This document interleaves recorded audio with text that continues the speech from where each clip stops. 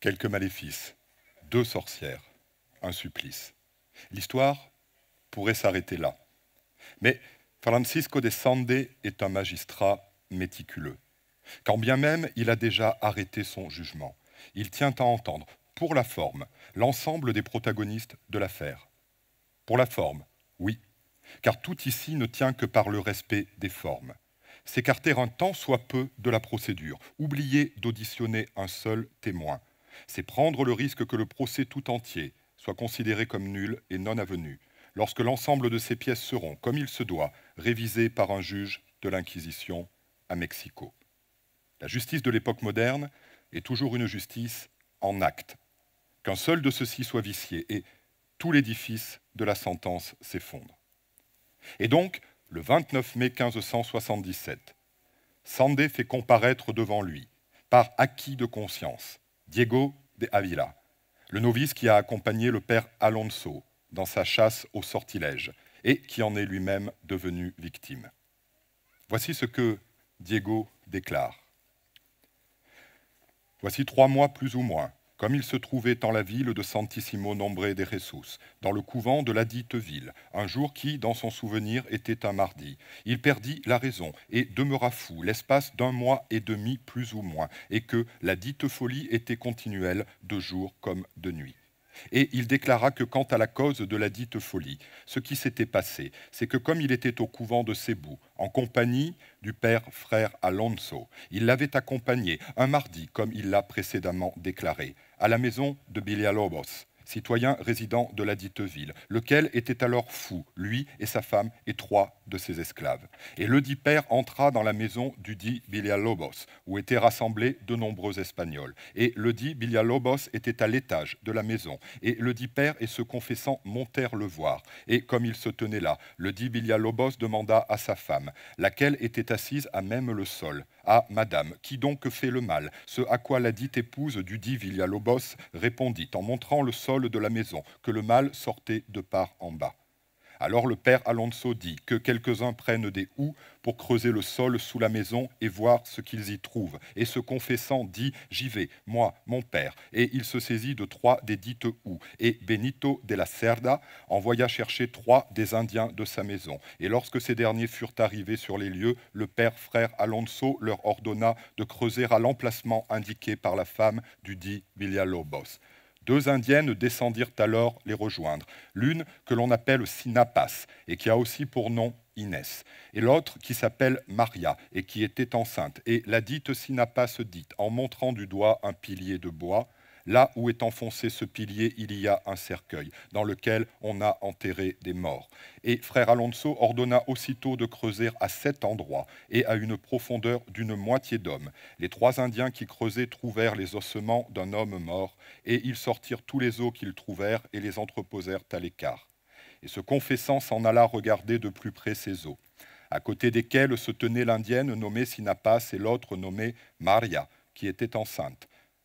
Et la dite Sinapas se mit à parler avec lui et lui dit, en s'approchant à 2 ou 3 pommes environ de lui, « Tu as un coq ou un canard ?» Et se confessant répondit, « Non, je n'en ai pas. » Et celle-ci lui rétorqua, « Alors tu en veux un ?» Et il lui répondit que non, il n'en voulait pas, sauf si c'était pour en manger. Et la dite Sinapas lui fouetta alors le visage avec les plis de son pagne et lui dit, « Prends-le, regarde-tu là ?» Et aussitôt sur le moment, se confessant se sentit perdre la raison. Et bien qu'il ne fit point de chute, il se mit à dire quantité de choses dont il ne se rappelle point à présent. On le transporta aussitôt au couvent. Et tandis qu'il demeurait là, ce même jour, il vit toutes les sorcières, lesquelles étaient au nombre de 7, qui marchaient dans l'air, plus haut que les maisons. Et il s'agissait de Béatrice, et d'une autre qui s'appelle Panaan, et de Souyas, et de Bukbuk, et de la dite Sinapas, et de Sias, sœur de la dite Béatrice, car il s'agit de 3 sœurs, et d'une autre qui a comme un éperon sur le talon, dont il ne se rappelle plus le nom, laquelle s'enfuyait. Jusqu'ici, rien de très inattendu. Diego ne fait que confirmer les dépositions d'Inès et de Béatrice, qui ont déjà copieusement puisé dans le bestiaire démonologique. Et mieux encore, il charge la barque des 2 indiennes en signalant que l'enchantement dont il a fait les frais l'a plongé plus d'1 mois dans la déraison. Francisco de Sande esquisse un rictus de satisfaction. Le novice poursuit. Les dites sorcières marchaient toutes dans l'air comme il l'a dit, avec les diables qui étaient en grand nombre et qui les escortaient, en les faisant comme danser dans les airs. Et bien qu'il n'adressasse point la parole à ce confessant, il lui jetait dessus quantité de poils de chat et de chauve-souris et des cheveux qui faisaient des figurines du diable. Et les dites sorcières adoraient le diable et s'unissaient charnellement au diable et s'accouplaient avec beaucoup de diables noirs, car les démons avaient des corps semblables à ceux des hommes noirs, avec 2 cornes comme les boucs, et ils avaient une queue sans soie, toutes de coquilles, et quand ils s'énervaient les uns contre les autres, tout leur corps et leur queue qui était faite des dites coquilles se hérissaient, et ils avaient au bout de la queue une cloche qui sonnait beaucoup, comme celle que portent les mulets des alentours de Mexico, et les diables avaient les yeux exorbités, et de grands ongles longs d'une pomme aux pieds et aux mains. Et les 10 démons avaient à la taille un ceinturon tout plein d'épines, semblable à celle des figues de Barbarie de Mexico, et chacun d'entre eux avait un grand crochet de fer fixé dans le ceinturon de peau attaché à son corps, d'une brassée de charge, et dont ils se servaient pour frapper ceux qui n'étaient pas leurs amis. Et quant à leurs amis, ils leur donnaient l'accolade avec le dit crochet sans leur porter de coups. Et ils avaient de nombreux piquants sur les genoux, et quand ils cherchaient la bagarre avec quelqu'un, ils s'agenouillaient sur lui pour lui enfoncer les piquants dans le corps, et ils lui donnaient des coups de crochet. Et quant aux 7 indiennes dont ce confessant a fait mention, elles étaient là, de corps et d'âme, les chairs couvertes des vêtements que les diables bruns ou noirs leur avaient donnés à leur demande. Et elles allaient pieds nus et à visage découvert, ainsi qu'elles font là-bas, de telle façon que ce confessant les reconnaissait très bien, et que de là où ils se tenaient, les ayant vus, il les nomma de leurs noms, les unes après les autres, et elles avaient les cheveux comme elles les ont à présent, et depuis le lieu où elles marchaient, elles jetaient de nombreux sorts pour ensorceler le Père, afin qu'il ne les châtie point. Et ce confessant le vit, et personne d'autre. Et les sorcières confectionnaient de nombreuses figurines de riz et bien d'autres choses encore. Et le dit frère Alonso était lui aussi présent. Et ce confessant recueillait tout ce que les sorcières jetaient, et le donnait au frère Alonso, et même les scorpions qu'elles jetaient, et qui étaient longs comme le doigt. Des hommes noirs, griffus et cornus, aux yeux exorbités, et munis d'une queue de conque à la façon des serpents à sonnettes. Diego se fait des démons une image bien plus précise que les 2 indiennes. Mais il ne faut pas oublier qu'il vivait avec les religieux dans l'enceinte du couvent de Cébou et qu'il était nourri, du matin au soir, de prières, de retables et de livres liturgiques. Là encore, son propos n'a rien qui puisse choquer Francisco de Sande. Bien au contraire, le gouverneur y trouve de quoi étayer son verdict de sorcellerie. Et ce que le novice déclare en conclusion de ses aveux est d'un tout autre tonneau. Le diable conversait avec ce confessant sous la forme d'un homme ayant un corps tel que décrit ci-avant, et ce confessant l'écoutait avec ses oreilles, et les diables lui disaient de prononcer certaines paroles, et lui les répétait comme les diables le lui demandaient, et il lui disait d'adorer les diables qui jetaient d'en haut des poils et des cheveux. Et quand ce confessant prononça le nom de Jésus, notre Seigneur, les diables s'éloignèrent de lui, puis ils revinrent vers lui, et lui dire, ne prononce pas ce mot, moi je t'en dirai un bien meilleur, et je t'enseignerai le latin. Et ce confessant ne se souvient d'aucune des paroles qu'ils lui dirent, et il disait bien d'autres choses encore à propos d'autres personnes. Et ce confessant ne se rappelle de rien d'autre que de ce que, le jour de la Saint-Benoît, les diables lui dirent qu'un ami du gouverneur de cette terre était là-bas à leur côté. Et comme il leur demandait de qui il était question, ils lui répondirent qu'il s'agissait d'un alcalde, un magistrat municipal. Et ils ne le nommèrent point, parce que les 10 diables ne peuvent nommer personne qui a nom de saint, ainsi qu'ils le lui ont dit. Et ils lui dirent qu'ils attendaient d'un instant à l'autre la venue d'un gouverneur de cette terre, et qu'ils avaient préparé à son intention une chaise et une chambre, parce qu'ils ne respectaient ni les frères, ni personne. Et ils nommèrent des personnes, des femmes, avec qui ils se comportaient de façon indécente. Et ils racontaient bien d'autres choses encore à propos de ce gouverneur, disant que c'était pour cela qu'ils l'avaient condamné. Stupeur, incrédulité, puis colère noire du gouverneur. Voici que devant lui, sans ciller, un novice vient de l'accuser d'être une âme maudite, instamment attendue aux enfers. Et les diables avaient préparé pour le gouverneur de cette terre une chaise et une chambre. La répartie de Sandé ne se fait pas attendre. Il condamne Diego de Avila à 10 ans des galères du roi. Autant dire, à la mort à petit feu. Servir aux Caraïbes, sur les galères de Philippe II. C'est souquer à fond de cale dans les miasmes, louvoyer entre typhons, scorbutes et corsaires. Rares sont les gaillards, même robustes, qui tiennent plus de quelques années. Or, Diego n'est pas un robuste gaillard, ni même un gaillard tout court, mais un enfant. À l'époque du procès, il n'a pas plus de 10 ans. C'est un garçonnet, un muchacho. Et en tant que tel, il devrait échapper à toute peine infamante. Car selon les codes et la jurisprudence de l'Inquisition, les mineurs, entendez les accusés âgés de moins de 14 ans, ne peuvent faire l'objet d'une condamnation. Estimant que leur entendement n'est pas encore formé, les théologiens les jugent inaptes à confesser leurs crimes. Quant aux accusations qu'ils sont susceptibles de proférer, ce ne sont que sornettes et billevesées. Au tournant du XVIIe siècle, plusieurs procès de sorcellerie tenus au Pays basque virent au désastre, parce que des juges crédules accordent foi au délire de gamins qui voient un sorcier en chaque voisin. Mais alors, pourquoi une telle sévérité à l'égard de Diego? Pourquoi Francisco de Sande, un gouverneur, le plus haut représentant du roi d'Espagne aux Philippines, envoie-t-il à la mort un enfant? Un premier indice nous est fourni par le quatrième et ultime accusé du procès, un simple tonnelier de Cebu, nommé Juan Gutiérrez Cortés.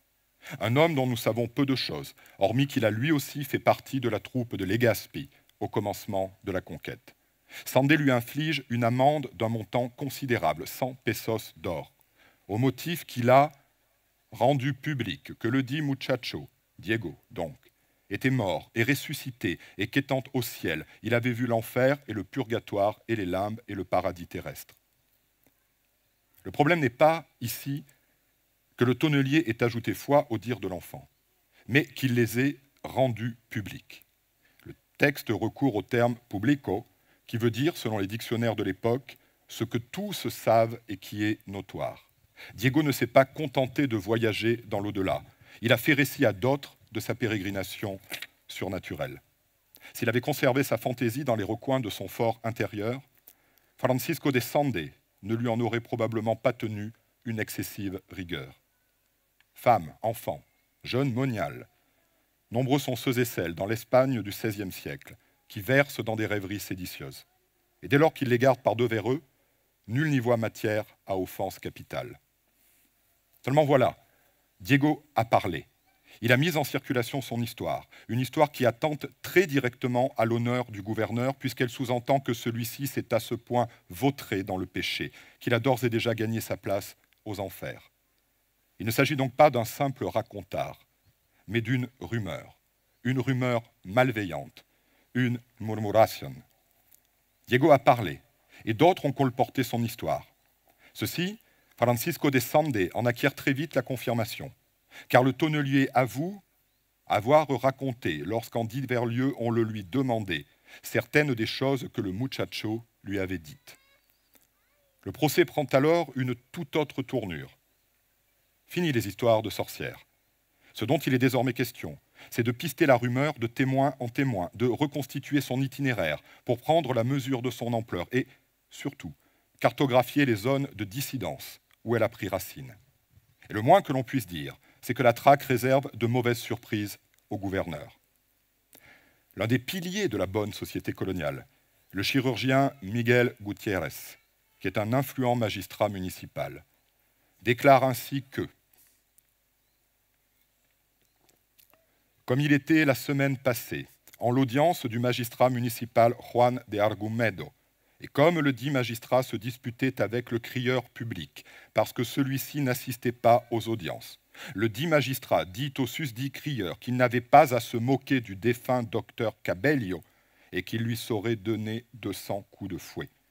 Et à ceci un dénommé Juan Gutiérrez Cortés, tonnelier, qui vit à Cebu, répondit que le dit docteur était en enfer et d'autres vilainies du même genre. Et ce témoin lui répondit « Tais-toi, ne dis pas cela d'un mort, Dieu seul sait ce qu'il fait des morts. » Ce à quoi le dit tonnelier répondit « Mais nous savons sans le moindre doute possible qu'il est aux enfers et que les diables sont en train de lui passer des manchettes de flammes au poignet. » Et il dit encore que c'était chose claire et nette, puisque cela avait été révélé. Et ce témoin et ceux qui étaient en sa compagnie comprirent qu'il disait cela parce que le muchacho le disait. La rumeur s'est répandue partout, comme un fleuve de boue. Elle s'est insinuée sous les arches de la Casa de Plata, là où siègent les édiles du conseil municipal de Manille, là où se règlent les plus sérieux différends et se scellent les plus juteux négoces de la colonie. Notons encore que ce témoignage du chirurgien Miguel Gutiérrez nous renseigne sur l'identité de l'homme qui rôtit aux enfers dans l'attente que Francisco de Sande le rejoigne. Il s'agit du médecin Gabriel Cabello, venu avec l'armada de 1565 et récemment décédé. Disons-le tout de go, Cabello était haï par les conquistadors. En premier lieu, car il avait tenté d'obtenir du conseil municipal de Manille le bénéfice d'une encomienda, autrement dit le droit de lever le tribut sur une population donnée d'Indiens, et ce alors même qu'il percevait déjà un salaire depuis Mexico et qu'il n'avait jamais fait montre du moindre courage sur un champ de bataille. En second lieu, car, selon de mauvaises langues, il laissait mourir ceux qui n'avaient rien à lui offrir. Bel exemple de serment d'hypocrite. Et en dernier lieu, parce qu'il s'agissait d'un excentrique qui aimait à s'habiller comme un dandy, allant jusqu'à s'afficher dans les rues de Manille vêtu d'un pourpoint de Chine à boutons d'or et coiffé d'une toque de velours. D'ailleurs, les diables torturent Cabello d'une bien étrange façon, en lui passant des manchettes de flammes au poignet. Or, les manchettes à fraises, que l'on appelle des lechuguillas, du fait de leur ressemblance avec des feuilles de laitue ondulées, sont à l'époque le symbole sans équivoque des courtisans outrancièrement maniérés et un peu trop dépravés. Cette haine des conquistadors, Cabello la devait à son association avec Francisco de Sande, dont il était devenu le pion au sein du conseil municipal. C'est même sous la menace d'un affidé du gouverneur, Luis de Zaragoza, que les édiles avaient dû accepter de voir leur vote manipulé en sa faveur. Cabello ne s'était par la suite comporté que comme un tyran au petit pied. Ainsi, les capitaines de Manille disaient-ils de lui qu'il était un homme de la plus mauvaise et infâme vie qui se soit jamais vu dans ces îles, et qu'il menait avec la vara, le bâton de commandement des magistrats municipaux, une existence si honteuse qu'il s'était mis en ménage avec une femme mariée dont le malheureux époux le surprit un matin dénudé en chemise à 10 pieds de son lit. Cabello, mauvais homme au mauvais endroit. Ce qu'affirme le chirurgien Miguel Gutiérrez. D'autres notables le rapportent en des termes étonnamment similaires. Francisco de Sande découvre donc que tout le conseil municipal dit pique-pendre dans son dos de lui et de ses associés. Pire encore, il apprend de la bouche de l'un de ses pages, le jeune Rafael Mantilla, qu'on a médit de lui sous son propre toit. Le jeune serviteur raconte en effet qu'à l'occasion d'une visite du père Alonso à Francisco de Sande, Diego s'est rendu dans les cuisines de la vaste maison du gouverneur. Et là, il s'est mis à divulguer ses visions et à affirmer aux domestiques faisant cercle autour de lui qu'un diable lui avait dit qu'il y avait là-bas un ami de leur maître et qu'on avait préparé pour ce dernier une chambre et un très grand siège. Et comme l'un de ses serviteurs demandait pour quelle raison, le gouverneur, qui assistait pourtant à chaque office dominical, était attendu aux enfers, l'enfant avait répondu que c'était parce qu'il n'allait pas voir la messe à Saint-Augustin et qu'il se disputait avec les frères et déshonorait les soldats. La rumeur a donc pénétré dans la posada du gouverneur par les escaliers de service, puis y a cheminé souterrainement, de desserte en desserte, au gré des messes basses de la domesticité. Au fil des interrogatoires, Sande découvre, pour son mécontentement croissant, que tout Manille bruit désormais de la rumeur de sa damnation. Est-ce donc que les gens sont si crédules? Et pourquoi diantre accorder crédit au songe abracadabrantesque d'un enfant de 10 ans, visiblement un peu trop gavé de messes et d'encens? Il est probable que peu d'édiles et de soldats auraient cru sur parole Diego si son récit n'avait reçu l'onction d'une autorité supérieure, si ces mots n'avaient pas, en quelque sorte, été certifiés par le ou les détenteurs d'un savoir reconnu. Francisco de Sande, qui s'y connaît en conjuration, ne peut que soupçonner pareil soutien. Pour mieux comprendre comment la parole de Diego a fuité hors des murs du couvent de Cebu, il fait assaut de questions auprès de l'un des notables de la place, Juan de Alcaraz. Et voici ce que celui-ci déclare. Ce même jour de la résurrection de Diego, peu avant que ne débute la messe, le père Alonso voulut lire ce qu'il avait écrit et qui concernait ce que le dit Diego de Avila avait dit après sa résurrection. Et l'alcalde mayor, l'officier de justice de la ville, lui dit alors qu'il ferait mieux de laisser cela pour après la messe. Et ainsi il en resta là. Et sitôt la messe terminée, le dit alcalde mayor s'en retourna chez lui, parce qu'il ne voulait pas que le dit frère se mette à lui lire ce qu'il avait écrit à propos de ce que le dit muchacho lui avait dit. Et comme le père Alonso avait dit la messe, et que 10 ou 12 soldats souhaitaient communier, qui avaient l'habitude de le faire en cette église, le père se rendit au village avant même que de leur avoir donné la communion. Et une fois là-bas, il dit qu'il avait laissé l'affaire de la résurrection de cet enfant pour le jour d'aujourd'hui, qui était celui de la résurrection, parce que personne ne voulait le croire. Et il dit encore, cela ne m'étonne pas que 2 disciples du Christ n'aient pas cru en sa résurrection corporelle, puisque l'on ne me croit pas, moi, pour ce qui est de la résurrection de ce muchacho, alors que je l'ai vu de mes yeux et que je lui ai mis un doigt dans les yeux. Il dit qu'il l'avait vu mourir naturellement, et il dit aussi, il est possible qu'il se soit agi d'une sorte de maladie parasitique, mais je lui ai fait verser de l'eau dans la bouche et soumis encore à d'autres expériences, et il paraissait être vraiment mort. Le père Alonso, celui-là même qui a remis l'affaire entre les mains de Sande, bascule brusquement du rôle d'allié du gouverneur dans sa quête de la vérité judiciaire au statut de premier propagateur de la rumeur qui salit son nom et, par ricochet, écorche celui du roi.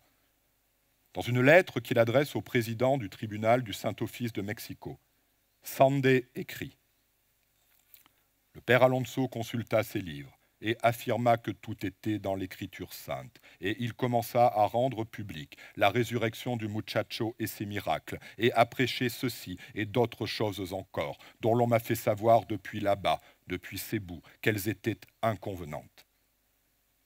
Les religieux ne font plus partie de la solution, mais du problème.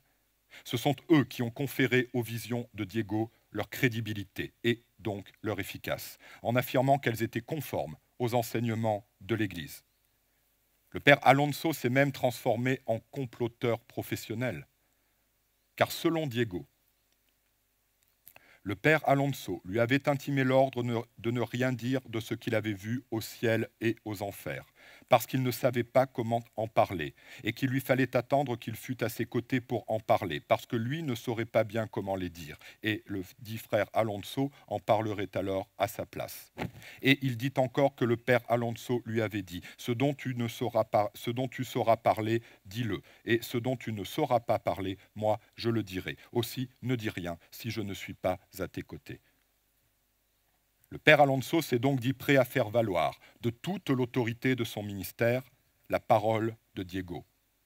Il a voulu lire en chair, et c'est Sande qui nous le révèle.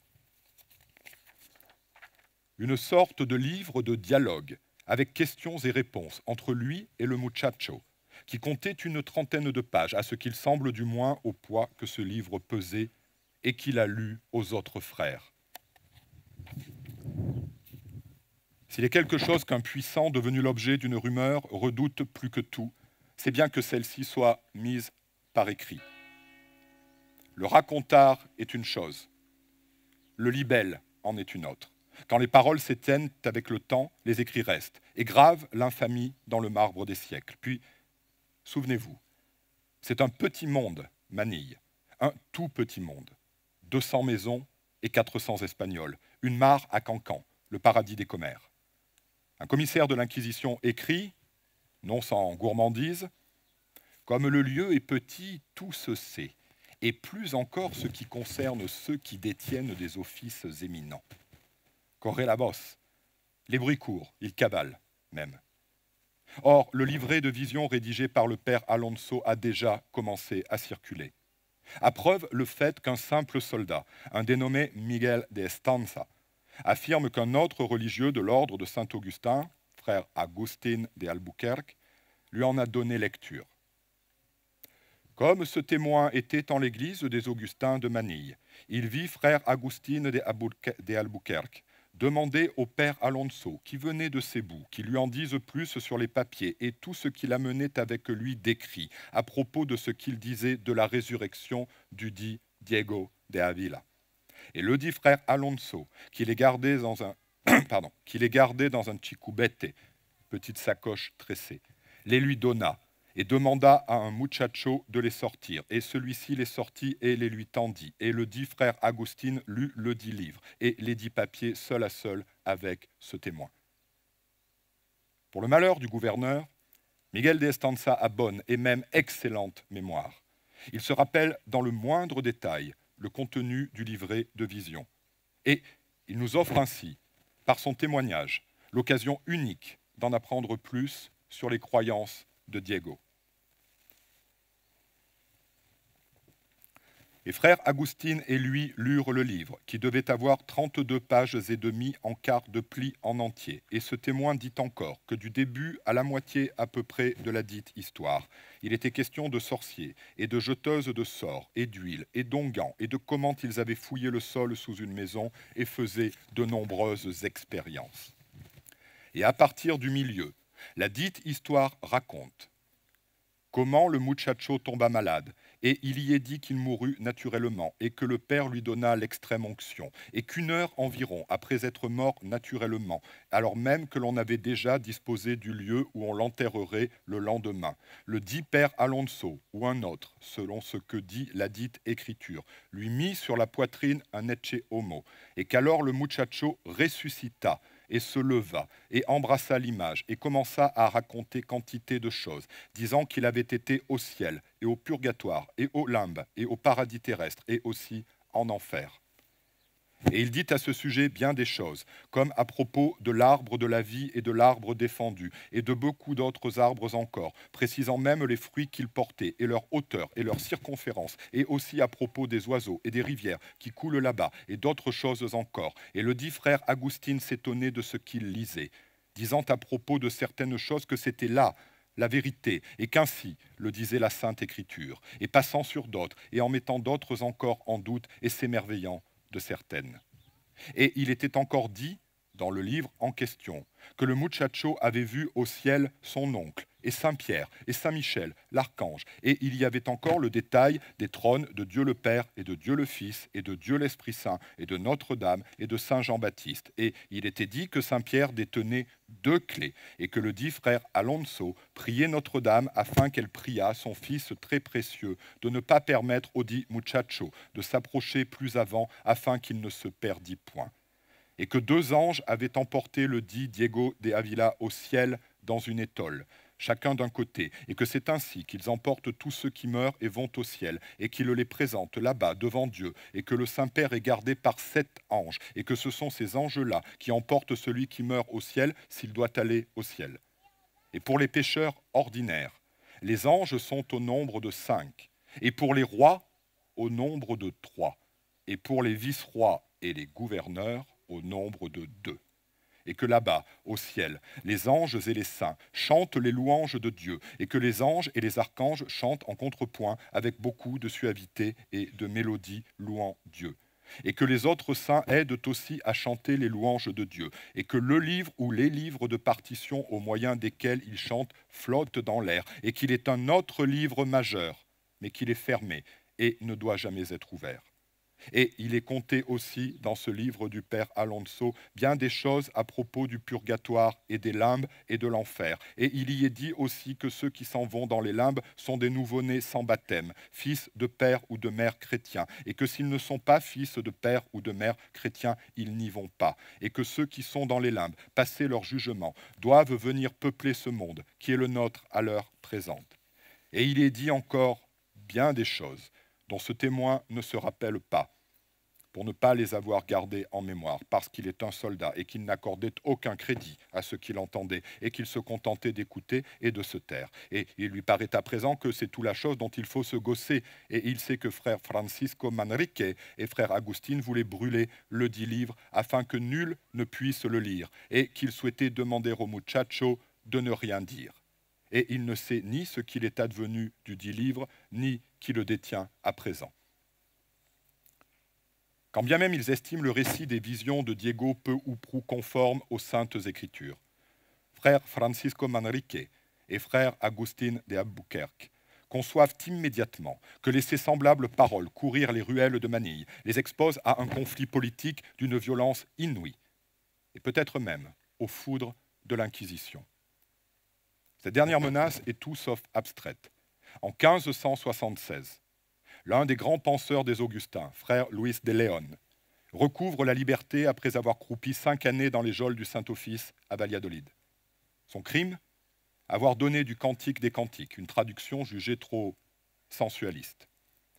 Frère Manrique et frère Albuquerque savent pertinemment qu'un an seulement après la fin de cette triste affaire, l'ordre ne peut se permettre un nouveau scandale. Ainsi font-ils promptement disparaître l'opuscule rédigé par le père Alonso. Il est d'ailleurs fort possible qu'ils l'aient livré aux flammes, comme ils s'y sont engagés devant Miguel de Estanza, puisque la fouille du couvent des Augustins de Manille, ordonnée par Francisco de Sande, ne donne aucun résultat. Le spécialiste d'histoire religieuse trouvera, dans le détail des visions de Diego de Ávila, un matériau d'enquête de premier choix. C'est à la vérité un condensé de christianisme populaire, qui nous en apprend beaucoup sur ce que de simples fidèles, en l'espèce un novice de 10 ans, retenaient des leçons de pierre et de papier de l'Église. La topographie des lieux surnaturels y occupe une place centrale. Le paradis est un paysage, une plaine plantée d'arbres où coule une rivière. Dieu est gardé par 7 anges qui s'en viennent chercher sur terre l'âme des mourants et l'emportent au ciel dans un lange d'étoiles comme les cigognes, les nouveau-nés. Le purgatoire, qui est d'invention récente, reste par contraste un lieu abstrait. Diego le confond pour partie avec les limbes, et il se fait de ces dernières une conception qui relève plus de la métempsychose bouddhiste que du canon de l'Église. Comme des piou-piou dans une caserne, les âmes pures mais non baptisées y patientent, dans l'attente de leur envoi dans un nouveau corps. On notera enfin cette pique à l'encontre des puissants en général et de Francisco de Sande en particulier.